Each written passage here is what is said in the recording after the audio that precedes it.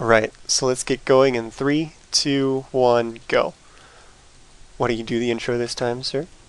All right. Well, we are here on Test Bug, a three-player map, and spawning as the. Are they still the same colors, just to make sure? Yes. All right. So Squirtle is spawning as the green Protoss over here. The only reason I ask that is because I cannot read Korean text. He's spawning here at the 3 o'clock position, and his opponent and teammate Ace from STartale is going to be spawning here as the pink Protoss at the 7 o'clock position.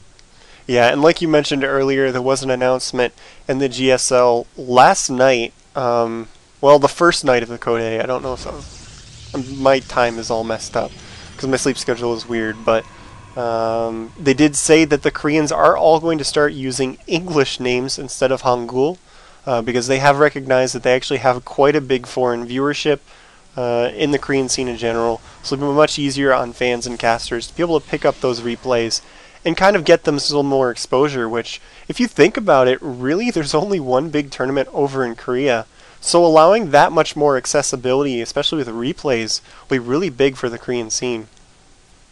Yeah, it's really, really good to see them. I mean, something so minor as just making sure that everyone's playing with English character text is awesome to see. It doesn't seem like a lot to you guys, but really that's a huge change. It's good to see they're supporting foreign esports like that.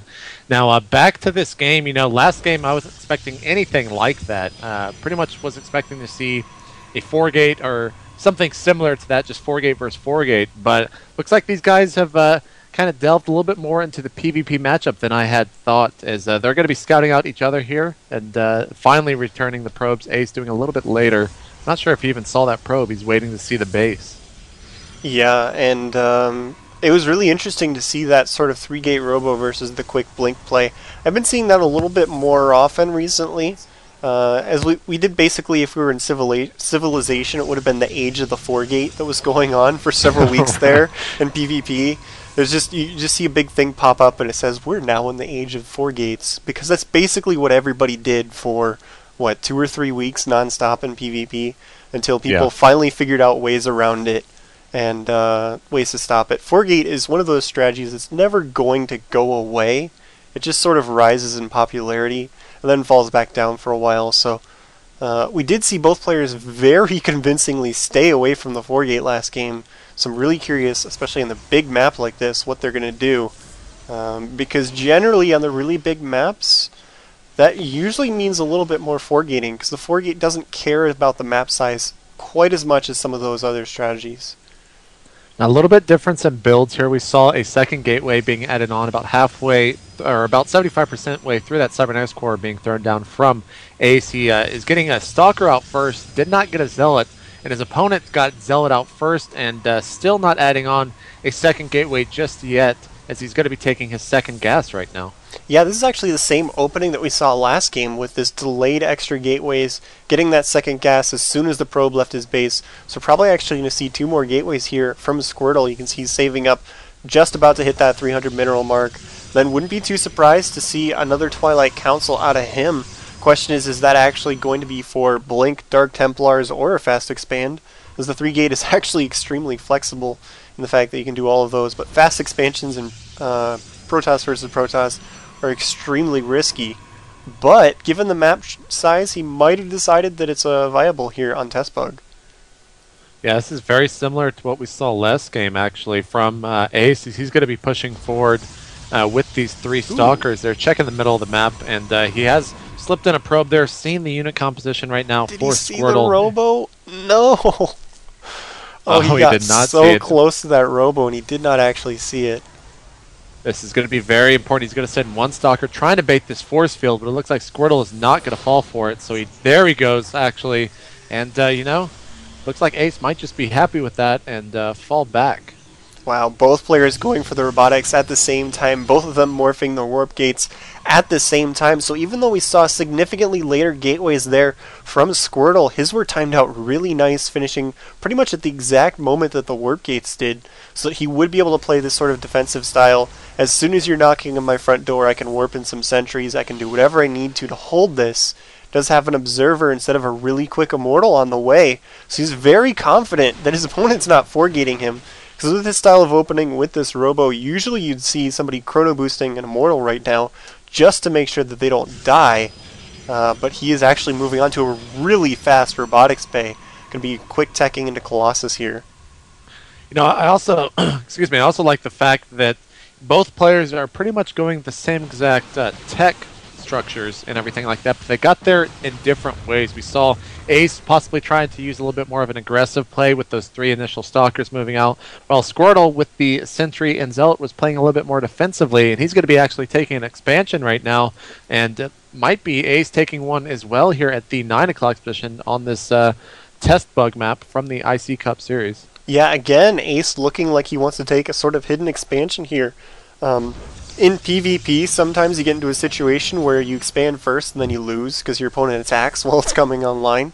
Right. Ace is kind of going for this PvP style where he's going to go for these faster expansions, but he's going to make it tricky. He doesn't want you to find it, because a lot of times, if you're in a decent position, you scout an expansion from your opponent. In this matchup, you just go and attack, because chances are you'll do a good amount of damage. So I really like that he's going for these sneaky expansions, because it makes a lot of sense here, given the matchup. And his robotics bay is just a little bit behind his opponent's. Ace is double expanding right now. Wow, really? And you know, I think that might be because his opponent is playing 100% blind, as he did snipe the observer of Squirtle out initially here at this Zelnaga tower right outside of his base, right north of his natural. And then he saw exactly what his opponent was up to. He didn't feel any pressure whatsoever. So he goes, well, I'm going to double expand. So I love that response from Ace. That's so great to see that. Yeah, and he did see the expansion there from Squirtle, so he's like, okay, well, I'm taking this risk with this hidden expansion.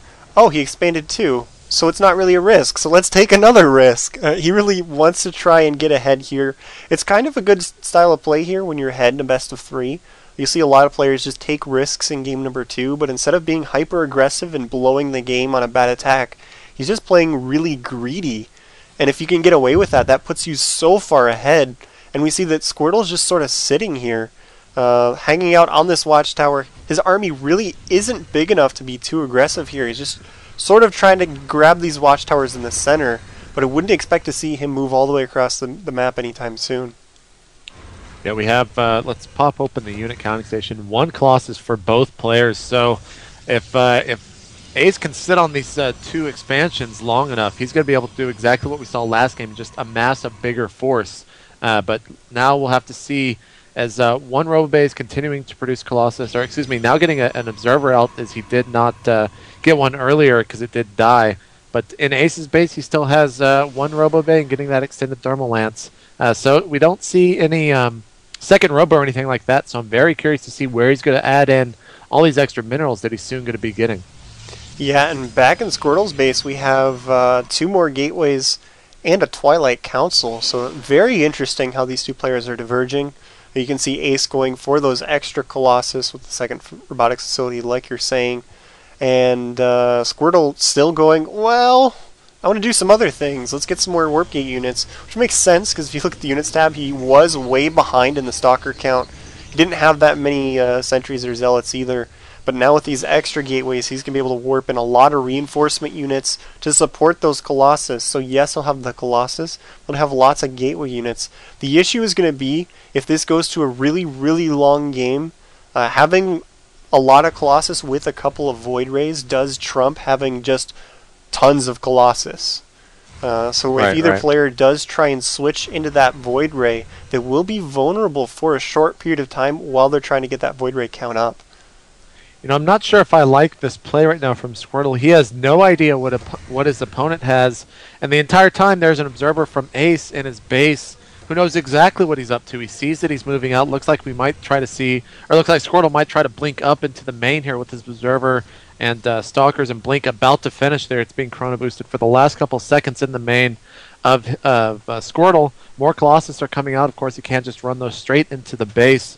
And going into the Colossus count, looks like Squirtle is, I believe, ahead, but that other Colossus is not cross-map just yet. Or maybe I'm just making that up. And he does actually blink up into the base, but if you look, Ace's army was positioned at a really nice spot to be able to defend both fronts very easily. He chases the Stalkers away, and Squirtle tries to poke in the front with his Colossus, but just because of that really excellent positioning here by Ace, he does have to back off immediately.